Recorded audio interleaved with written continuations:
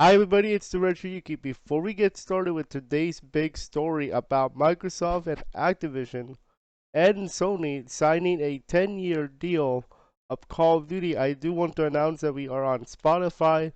I just decided to create the podcast for RetroYuuki Gaming News on Spotify. If you guys are interested in checking it out, it will be in the link in the description below. So make sure you guys check that out as we get ready for RetroYuuki 4.0. Starting next Monday. But now let's go ahead in today's story. Today we're going to be talking about the deal that Sony and Microsoft made for 10 years of Call of Duty. This comes off the heels of their merger that just happened. So let's read today's article, and today's article is from The Verge. And let's read and discuss. Sony agrees to 10-year Call of Duty deal with Microsoft. The bitter battle over Call of Duty on PlayStation is over as Sony signs a deal with Microsoft. This was written by Tom Warren on Twitter, and you can follow Tom Warren at Tom Warren. Let's read. Sony has agreed to a 10-year deal for Call of Duty with Microsoft to keep the franchise on PlayStation after the proposed Activision Blizzard acquisition. Microsoft's gaming CEO Phil Spencer says Sony and Microsoft have agreed to what they call a binding agreement to keep Call of Duty on PlayStation. This ends a bitter battle between the companies as that has been waged both privately and publicly over the past year after Microsoft announced its proposed acquisition of Activision Blizzard in January 2022. And Phil Spencer writes on Twitter, "We are pleased to announce that Microsoft and PlayStation have signed a binding agreement to keep Call of Duty on PlayStation following the acquisition of Activision Blizzard. We look forward to a future where players globally have more choice to play their favorite games." And Brad Smith writes the following, "From day one of this acquisition, we've been committed to addressing the concerns of regulators, platform and game developers, and consumers. Even after we cross the finish line for this deal's approval, we will remain focused on ensuring that Call of Duty Call of Duty remains available." And the tweet continues on the site here, "on more platforms and for more consumers than ever." As we can see here by Brad Smith. Let's go back to the article. The article continues with the following. While Microsoft in this announcement doesn't mention 10 years for Call of Duty on PlayStation, Kari Perez, head global of communications at Xbox, confirmed that the 10-year commitment to The Verge. Perez later confirmed to The Verge that the deal is only for Call of Duty though. That makes the deal similar to a 10-year agreement between Microsoft and Nintendo, but not the various deals Microsoft has struck with Nvidia and other cloud gaming platforms to bring Call of Duty and Xbox, Activision Games to rival services.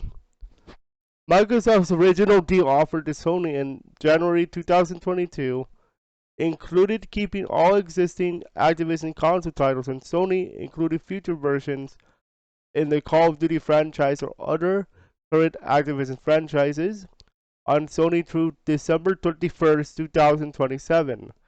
The deal terms have clearly changed since that opening offer, with an extension to 10 years that's limited to just Call of Duty. And we can see here with this email from Phil Spencer. Here is the original email. Let's have a read. From Phil Spencer to Jim Ryan. This was sent on 5/23/2022, and the subject was follow-up on content discussions. Let's have a read. Jim, I'm writing to follow up on our prior discussions about Microsoft's intent to honor all existing agreements between Activision and Sony, and our desire to keep Call of Duty on PlayStation.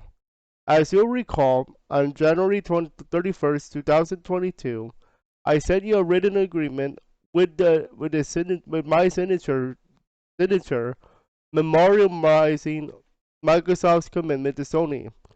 Among other things, the proposed agreement provided that Microsoft will keep all existing Activision console titles in Sony, including the future versions in the Call of Duty franchise, or any other current Activision franchise in Sony, through December 31st, 2027. I've said before that this is the right thing to do for gamers and for the industry, and I stand by that. And of email, and a portion of email, excuse me. As you can see there, that was a December 31st, 2027 deal. Here is what continues with the article. Sony has resisted signing a Call of Duty deal with Microsoft after the company first offered a 10-year contract back in 2022 December. Instead, in filings to regulators, Sony has repeatedly maintained that it fears Microsoft could make Call of Duty exclusive to Xbox or even sabotage the PlayStation versions of the game. But we heard a bombshell email from PlayStation chief Scott Ryan read out in court during the FTC versus Microsoft hearing, revealing that he wasn't actually worried about Call of Duty exclusivity and was, quote, pretty sure we will continue to see Call of Duty on PlayStation for many years to come, end quote. Microsoft's lawyers argued Ryan didn't initially have concerns about the deal and had spoken to Xbox chief Phil Spencer to seek assurances about Call of Duty in January 2022. The deal comes months after discussions and counteroffers over the past 18 months between Microsoft and Sony over the future of Activision content on PlayStation. During the FTC versus Microsoft hearing, it was also revealed that on August 26 email from Xbox chief Spencer to PlayStation chief Ryan included a list of Activision games that would remain on PlayStation, and Ryan wasn't happy. And here's a portion of it. It was not a meaningful list. The list represented a particular selection of older titles that would remain on PlayStation. For example, Overwatch is on there, but Overwatch 2 is not on there. The current version of the game. And correct. Overwatch 1 is there. Overwatch 2, the current version, is not on there. Overwatch 2 is technically a different game, although it's the same concept. Let's continue. The email clearly led to a breakdown in communications between Spencer and Ryan. Just days after it was sent, Spencer told The Verge that Call of Duty would remain on PlayStation, quote, for at least several more years beyond the current Sony contract. Ryan wasn't happy about Spencer going public with contract negotiations and said the offer was inadequate on many levels and failed to take account of the impact of our gamers. Ryan also said that at the time he hadn't intended to comment on what I understood to be a private business discussion, but I feel the need to set the record straight because Phil Spencer brought this into public forum.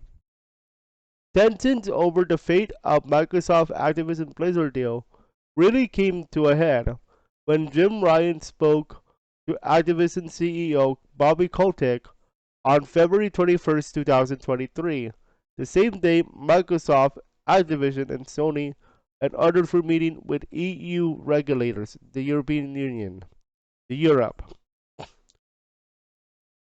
Ryan said to Kotick, quote, I don't want a new Call of Duty deal, I just want to block your merger. Jim Ryan confirmed the meeting during testimony in the FTC versus Microsoft hearing.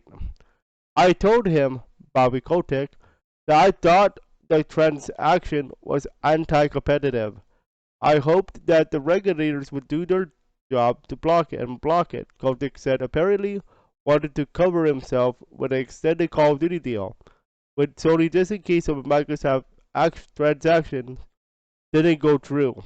At the same time, Microsoft was waving around a contract in front of the world's media, trying to tempt Sony into signing a deal. Microsoft has always maintained it would keep Call of Duty on PlayStation, arguing it doesn't make financial sense to pull the game from Sony's consoles. Xbox chief Spencer tried to settle the argument in November, but before appearing in court last month and reiterating under oath that Call of Duty remained on PlayStation 5. All eyes are now on the regulatory situation in the UK. That's the CMA. Microsoft's proposed deal was blocked there earlier this year. Microsoft is participating in a case management conference at the UK's Competition Appeal Tribunal, or CAT, tomorrow, which is I believe today, alongside the Competition and Markets Authority (CMA). The conference has been called, quote, to consider the application made jointly by all parties to adjourn these proceedings pending further discussions between the CMA and Microsoft. Both the CMA and Microsoft agreed earlier this week to pause their legal battles to negotiate how the transaction might be modified in order to address the CMA's cloud gaming concerns. The CMA also warned earlier this week that Microsoft's proposal may, quote, lead to a new merger investigation, and that discussions with Microsoft were at an early stage. Despite that, the CMA went on to issue a notice of extension for its overall investigation into the deal, moving the date for the final order from July 18 this year, July 18 to August 29. Microsoft is hoping to close its Activision deal by its July 18th deadline, but it's possible we'll see some small delay to close to allow for the UK situation to be resolved. And that is the article, folks. At least this portion of this article. And here is what's next, what's coming up next. The UK regulators have dealt a blow to Microsoft's giant $68.7 billion acquisition of Activision Blizzard. Microsoft will now have to fight and keep the deal alive with a key EU decision in the coming weeks. So while in the US it looks good, in the UK it doesn't look good, ladies and gentlemen. As we just learned, this tension battle might not be as over as we think. Ladies and gentlemen, just because they signed a deal here with Sony doesn't mean that the whole battle is over. Now on July 28th, the trial with the CMA will begin. And I'll be covering it on recent articles. So, if you thought this was over just because it's in the US, I am sorry to say that we have another battle on our hands to cover. In July 28th, the new trial begins. The CMA versus Microsoft Activision. Who will win this battle? Find out when we start covering it July 28th.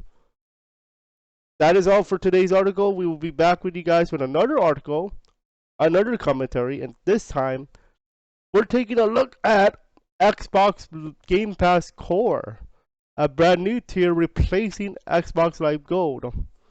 I'll talk about that later today.